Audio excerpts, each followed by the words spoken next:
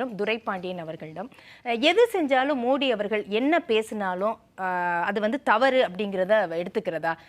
அவருடைய கருத்துக்கு சொல்றார். அவருடைய நம்பிக்கை, அந்த இந்து மத நம்பிக்கை அடிப்படையில் அவர் பேசாது. இந்து மதம் சொல்றதை விட முக்கியமா மதங்களுடைய அடிப்படையில் அவர் பேசிட்டு இருக்கிறாரு. இதை வந்து தவறு அப்படி. இந்திய நாட்டின் அரசியல் சட்டத்தின்படி ஒரு நாட்டின் ஜனாதிபதியோ, ஒரு நாட்டின் பிரதமரோ, அல்லது ஒரு மந்திரியோ, ஒரு நாட்டினுடைய முதல்வரோ மதவாத அடிப்படையில் பேசக்கூடாது. இது மதவாதம். இது மதவாதம். இது மதவாதம். எப்படி மதவாதமா வரும்? எப்படி மதவாதம்னா, நீங்க வந்து நபிகள் நாயகம் அனுப்பி வைக்கல உங்களை? நீங்க எந்த மதத்தை பத்தி பேசுறீங்க? நீங்க இயேசுநாதர், நீங்க தேவதூதன்ங்கிற வார்த்தையை அவர் ஏத்துக்கல. அவர் வந்து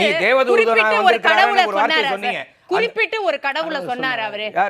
அவர் பேசும்போது அவர் யார கடவுளா கும்பிட்டுருக்காரு சொல்லுங்க. இயேசுநாதரை கடவுளா கும்பிட்டுருக்காரு. எனக்கு ஒரே ஒரு உதவி பண்ணுங்க. இயேசுநாதரை அவர் கடவுளாக ஏற்றுக்கொண்டிருக்கிறார் அல்லது அல்லாஹ்வை கடவுளாக ஏற்றுக்கொண்டிருக்காரு யாராவது சொல்ல முடியுமா? சார், இது வந்து சரியான பேச்சு. அடுத்த ஒரு கேள்வி கேட்கிறேன். சங்கராச்சாரியார் எந்த கடவுளால் அனுப்பப்பட்டவர்? சங்கராச்சாரியார், நீங்க வந்து சீனியர் மோஸ்ட் சந்திரசேகர சாமியல், அவர் கடவுளின் தூதுவனை என்னைக்காவது பேசிக்கிட்டாரா? நீங்க எதுக்காக சொல்றீங்கன்னா, உங்களால் வெற்றி பெறுவதற்கு வழி இல்லை என்று தெரிந்த பொழுது, உங்களால் சாதித்தது இந்த சாதனை என்று சொல்ல முடியாத பொழுது, நீங்க எங்க போய் நிக்கிறீங்கன்னா கடைசியில கடவுள்கிட்ட போய் நிக்கிறீங்க. அந்த கடவுள் நம்பிக்கையில போய் மக்களை வந்து திசை திருப்புறீங்க. இன்னொரு விஷயம் பேசுறேன், கடவுள் மட்டும் பேசல. நீங்க வடக்கு தெற்கு நீங்க கேட்டீங்கல்ல, எங்க உத்தரப்பிரதேசல போய் என்ன பேசினார் ஒரு நாட்டோட பிரதமர்? என்னங்க பேசலாம்? என்ன பேசல? தமிழ்நாட்டில் இருக்கிறவங்க, கேரளாவில் இருக்கிறவங்க, ஆந்திராவில் இருக்கிறவங்க, இவங்க எல்லாரும் உங்களையெல்லாம் உங்களுக்கு எதிராக பேசுறாங்க. அதுல காங்கிரஸ் கட்சி இருக்குது, கம்யூனிஸ்ட் கட்சி இருக்குது, திமுக இருக்கு. சனாதனம்னு சொன்னா அது வந்து மக்களுக்கு எதிரானதா? சனாதனம் என்பது ஒரு கருத்தியல். அதை எதிர்க்கலாம், போராடலாம், ஏத்துக்கலாம். அங்க பேசல உத்தரப்பிரதேசல காங்கிரஸ் சமாஜ்வாதி அத விளக்கமா பேச மாட்டேங்கறாங்க.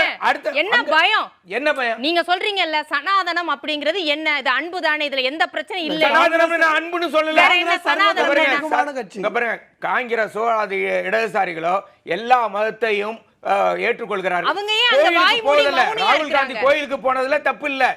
ஆனால் அவர் அனுமார் தான் எனக்கு ஓட்டு போடுவார்னு போய் கேட்டாருன்னா அதுதான் தப்பு. அதுதான் இந்த பிரச்சனையே. உத்தரப்பிரதேசலையும் சமாஜ்வாதியும் காங்கிரஸும் இதே சனாதனத்தை பேச வேண்டியதானே? கணக்கெடுப்புக்கு வந்தாங்க. அந்த கோரிக்கை தான் சாதிவாரி கணக்கெடுப்பு. அவர் கேக்குற மாதிரி பேச வேண்டியதானே சார்? நீங்க மறைமுகமா எல்லாம் வேண்டாம். மத்திய அரசாங்கம் செய்ய மாட்டேன்னு சொன்னாங்க. பீகார்ல மாநில அரசு பண்ணாங்க. சாதிவாரி போறீங்க. இந்த கேள்விக்கு இல்ல நீங்க சனாதன இருங்க, இந்த கேள்விக்கு சொல்லுங்க. அவர் கேக்குறது இருங்க சார், அவர் கேக்குறது என்ன? மோடி கேக்குறது என்ன? உத்தரப்பிரதேசல கேக்குறாரு, நீங்க ஏன் வந்து இந்தியா கூட்டணியில உள்ள கட்சிகள்லாம் வந்து சனாதனத்தை பத்தி தமிழ்நாடு தெலுங்கானால பேசுறாங்க, இங்க வந்து அமைதியா இருக்க என்ன நிலைப்பாடு அப்படின்னு கேக்குறாரு. இதே சனாதனத்தை எதிர்க்கிறோம் அப்படின்னு இருந்தா இத அங்கேயே பேசலாம்ல. ஆமா, இங்க சனாதனத்தை ஒழிக்கணும்னு இங்க தமிழ்நாட்டுல பேசினாங்க, தமிழ்நாட்டுல ஒழிக்கணும்னு பேசினாங்க. இதேதான் ஏன் அமைதியா இருக்கிறீங்க உத்தரப்பிரதேசல? என்ன நிலைப்பாடு? இல்ல, காங்கிரஸ் நாங்க தெளிவா சொல்லியிருக்கோம், சர்வ தர்மத்துக்குமான கட்சி, அதுவும் மக்களின் அதை விட முக்கியம் மக்களின் சமத்துவத்துக்கான கட்சி. நாங்க எந்த மத நம்பிக்கையோ எந்த நம்பிக்கையோ எதிரானவங்க இல்ல. அந்தந்த மாநிலத்துல இங்க பேசுனது வேற கட்சி, சரிங்களா? இங்க பேசுனது வேற கட்சி. தெலுங்கானால ரேவந்த் ரெட்டி பேசுனது, ரேவந்த் ரெட்டி என்ன பேசினாரு? அவர் என்ன இங்க சனாதனத்தை எதிர்ப்போம்னு பேசின உதயநிதி அவர்களை தண்டிக்க வேண்டும்னு பேசினாரு.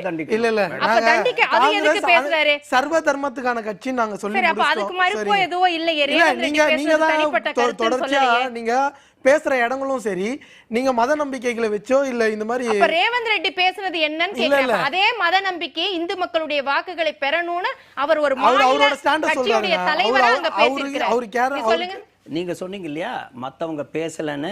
ஆம் ஆத்மி பேசியிருக்காங்க, இவர் அகிலேஷ் யாதவ் பேசியிருக்காரு, திரிணாமுல் காங்கிரஸும் பேசியிருக்காங்க. எல்லாரும் இந்த சனாதனத்தை ஒழிப்பேன்னு சொன்னதை எதிர்த்திருக்காங்க. யாரும் சும்மா இல்லை, இது தப்பு அப்படின்னு. இப்போ சமீபத்தில் அவர் கட்சி தலைவர், அதாவது மாநிலத்தின் முதலமைச்சர், அவருடைய கருத்து அதுன்னு இவர் கடந்து போறாரு. தப்பு.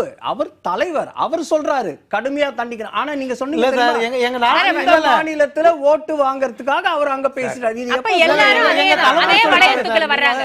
நான் துரைபாண்டியன் தலைமை சொல்லுங்க. தயாரா அதே வளையத்துக்குள்ள தான் எல்லாரும் வர்றாங்க. எந்த இல்ல கட்சியா சார், எங்க இல்ல, தலைமை சார், இல்ல, எங்க கட்சி தலைமை சொல்லிட்டாங்க சர்வ தர்மத்துக்குமான கட்சி. நீங்க இன்னைக்கு பிரதமர் பேசுறது எமிசரி ஆஃப் காட் சரி. எமிசரி ஆஃப் காட்ன்றீங்கல்ல, அவர் எதுக்கு சார் மணிப்பூர் பற்றி எறியும் போது எதுக்கு வேடிக்கை பார்த்திருந்தாரா? இருங்க விஜயகிருஷ்ணா, இதுக்கு போனா அதுக்கு போற அதெல்லாம் வேண்டாம். இதுக்கு போல முடிச்சிருவோம். சொல்லுங்க. அப்ப எந்த கட்சியாக இருந்தாலும் அந்தந்த மாநிலம் அவங்கவங்க வாக்கு வேணும். கேட்டீங்கல்ல, கடவுளால் அனுப்பப்பட்டவர்னா அவர் என்ன முஸ்லீம் கடவுளால் அனுப்பப்பட்டவரா, கிறிஸ்தவ கடவுளால் அனுப்பப்பட்டவரா, இல்ல இந்து கடவுளால் அனுப்பப்பட்டவரா? முதல்ல அதை கிளாரிஃபை பண்ணுங்க.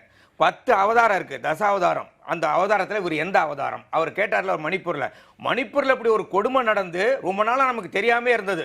அப்ப கடவுளால் அனுப்பப்பட்ட ஒருத்தருக்கு எப்படி தெரிஞ்சிருக்கணும்ல? அவர் போய் அதை தடுத்திருக்கலாம்ல? அந்த 2 பெண்களை நிர்வாணமாக அதுவும் சீண்டல்களோடு அழைச்சிட்டு போறாங்க. இருங்க, கடவுளின் அவதாரம் இருக்கிற இவருக்கு எப்படி தெரியாம இருந்தது? நீங்க சொல்ற மாதிரி ஏசுநாதரா கூட அங்க போய் தடுத்திருக்கலாமே அவரு. ஏன்னா கிறிஸ்தவ பெண்கள்னு கூட சொல்லலாம், அல்லது குக்கியினம்னு சொல்லலாம். செல்வகுமார், சொல்லுங்க. இதுக்கான பதில் இப்ப அவங்க கேக்குறாங்க, கடவுள் அப்படின்னா அவர் எதை வச்சு சொல்றாரு, எந்த கடவுள் அப்படின்னு கடவுள்னு அவர் கேக்குறாங்க. சொல்லலையே, இதை இவ்வளவு கடவுள் தூரம் வந்து அனுப்பியிருக்காருன்னு சொல்றாங்க. அவரவர் எந்த கடவுளை நம்புறாங்களோ, எந்த நம்பிக்கை இருக்கோ அதை பத்தி தான் பேச முடியும். இவர் சொல்ற மாதிரி அண்ணன் துரைபாண்டி திரும்ப திரும்ப இத வேற திசையில் எடுத்துட்டு போறாரு. அவர் எந்த நம்பிக்கை இருக்கோ அதுலதான் அவர் நிக்க முடியும். அதுதான் உண்மையா சார். அது எந்த நம்பிக்கைன்னு சொல்லிருங்க சார். அவர் மத்த கடவுளை பத்தி எப்படி சொல்லுவாரு? அவ்வளவுதான், இந்து கடவுளை பத்தி தான் பேசுறாரு அவரு. இல்ல, ஃபரூக் அப்துல்லாவை படைத்தவர் ராமர்னா ஒத்துக்குவாங்களா? மடிதான் இருக்கிற கடவுளால்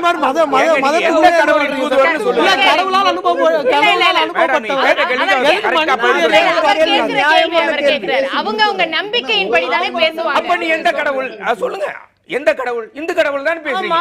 இந்து கடவுள் என்னோட தூதுவன். நான் தான் கேக்குறேன், இந்து பெண்கள் கஷ்டப்படுகிற பொழுது. இருங்க சரி, இருங்க துரைபாண்டியன், இருங்க செல்வகுமார், நீங்களே பேசுங்க. செல்வகுமார், அதான் எந்த கடவுள்? இந்து கடவுளுக்கு தானே பேசியிருக்காரு. எந்த கடவுள்லாம் வேணாம், கடவுளால அவர் சொல்லியிருக்காரு. இத நீங்க யாரு எந்த கடவுளாலும் அனுப்பப்பட்டார், அனுப்பப்பட்டவர் நாட்டுக்கு என்ன செஞ்சாரு? மணிப்பூர் குஜராத்ல என்ன பண்ணிட்டு ஆயிரக்கணக்கான முஸ்லிம் பெண்கள் பேசுறாங்க சார். ஃபார்மர்ஸ் இறங்கி ஹைவேஸை பிளாக் பண்ணி போராட்டம் பண்ணாங்க. அப்ப கடவுளால் அனுப்பப்பட்டவர் என்ன பண்ணாரு?